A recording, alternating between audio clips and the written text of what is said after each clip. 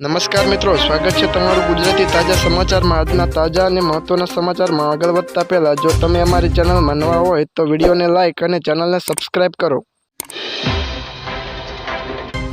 લોકસભા ચૂંટણી પહેલા કેન્દ્ર સરકારે મોટો નિર્ણય કર્યો છે। કેન્દ્રની નરેન્દ્ર મોદી સરકારે મનરેગા હેઠળ કામ કરતા શ્રમિકોને મોટી ભેટ આપી છે। આગામી લોકસભા ચૂંટણી પહેલા મોટું એલાન કરતા સરકારે મનરેગા શ્રમિકોના વેતન દરમાં 3 થી 10% સુધીનો વધારો કરી દીધો છે। એટલે કે હવે મનરેગા શ્રમિકોને વધુ પૈસા મળશે। સાબરકાંઠા લોકસભા બેઠક પર મહિલાઓને ટિકિટ આપતાની સાથે જ ભીખાજીના સમર્થકો દ્વારા રાજીનામા આપી દીધા હતા। ત્યારે હજુ પણ આ વિવાદ શાંત થવાનું નામ લેતો નથી।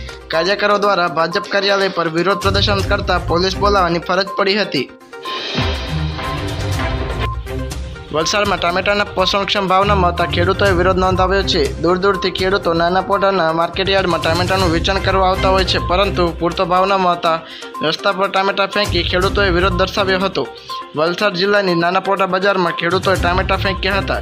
જોકે ખેડૂતોને ટામેટાનો યોગ્ય ભાવ ન મળતા ખેડૂતોમાં આક્રોશ જોવા મળ્યો છે। મુંબઈમાં મલાડ વિસ્તારમાં ડિંડોસીમાં આવેલી 8 માળની કોમર્શિયલ બિલ્ડિંગમાં ગુરુવારે ભીષણ આગ લાગી હતી। આગ લાગ્યા બાદ આસપાસના વિસ્તારમાં અફરાતફરી મચી ગઈ હતી। આ અંગેની માહિતી ફાયર બ્રિગેડને આપવામાં આવી હતી, જેમના ફાયર ફાઇટર ઘટના સ્થળે પહોંચી ગયા હતા। દ્વારકામાં ગોમતી નદીના સામાકાંઠે લોકો ફસાયા હોવાનો વિડીયો વાયરલ થયો છે। પ્રાપ્ત થતી વિગતો અનુસાર ધૂળેટીના દિવસે નદીમાં પાણી વધી જતાં સામે કાંઠે પંચકુઈ વિસ્તારમાં ગયેલા લોકો ફસાયા હતા, જેની જાણ ફાયર વિભાગને થતાં તાત્કાલિક ઘટના સ્થળે આવીને રેસ્ક્યુ કરાયું હતું।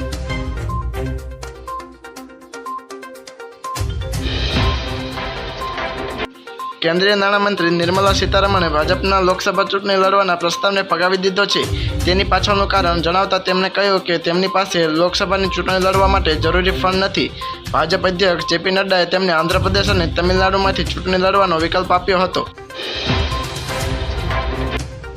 લોકસભા ચૂંટણી માટે ભાજપ અને કોંગ્રેસ સહિત ઘણા પક્ષોએ પોતાના ઉમેદવાર જાહેર કરવાની કામગીરી સાથે સ્ટાર પ્રચારકની પણ યાદી જાહેર કરવાનું શરૂ કરી દીધું છે। ત્યારે શિવસેનાએ પણ 40 સ્ટાર પ્રચારકોની યાદી જાહેર કરી છે। શિવસેનાની યાદીમાં કેટલાક એવા નામો છે જેમણે આજ સુધી શિવસેના માટે ચૂંટણી પ્રચાર કર્યો નથી। વાસ્તવમાં પાર્ટીએ સ્ટાર પ્રચારકોની યાદીમાં વડાપ્રધાન નરેન્દ્ર મોદી અને અમિત શાહનું નામ પણ સામેલ કર્યું છે, જ્યારે યાદીમાં મહારાષ્ટ્રના નાયબ મુખ્યમંત્રી દેવેન્દ્ર ફડણવીસ અને અજીત પવારનું નામ પણ સામેલ કર્યું છે। ગુજરાતના 7 આઈએએસ અધિકારીની ભારત સરકારના ચૂંટણી આયોગ નવી દિલ્હી દ્વારા ચૂંટણી નિરીક્ષક તરીકે અલગ અલગ રાજ્યોમાં નિમણૂક કરવામાં આવી છે, જેથી તેમની ફરજની જગ્યા ખાલી પડી હોવાથી રાજ્યમાં સામાન્ય વહીવટ વિભાગે સચિવાલયમાં અન્ય ફરજ બજાવતા અધિકારીઓને જે તે જગ્યાના વધારાના હવાલા આપ્યા છે। આ ચાર્જ વ્યવસ્થા લોકસભાની ચૂંટણી પ્રક્રિયા પૂર્ણ થાય ત્યાં સુધી રહેશે।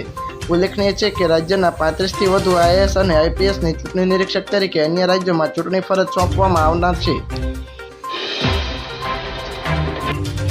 ફિલિપાઇન્સ બાદ મલેશિયાની મુલાકાતે પહોંચેલા ભારતના વિદેશ મંત્રી એસ જયશંકરે ફરી એક વખત ચીન પર નિશાન સાધ્યું છે। તેમણે મલેશિયામાં પ્રવાસી ભારતીયો સાથેની વાતચીત દરમિયાન ચીન અને ભારત વચ્ચેના સંબંધોમાં સવાલોનો જવાબ આપતા કહ્યું હતું કે ચીન લાંબા સમયથી ભારત સાથે થયેલા કરારનું પાલન કરવામાં નિષ્ફળ પુરવાર થાય છે। ભારત માટે પોતાની સીમાઓની સુરક્ષા સર્વોપરી છે અને આ મુદ્દે ભારત ચીન સાથે કોઈ પ્રકારનું સમાધાન નહીં કરે।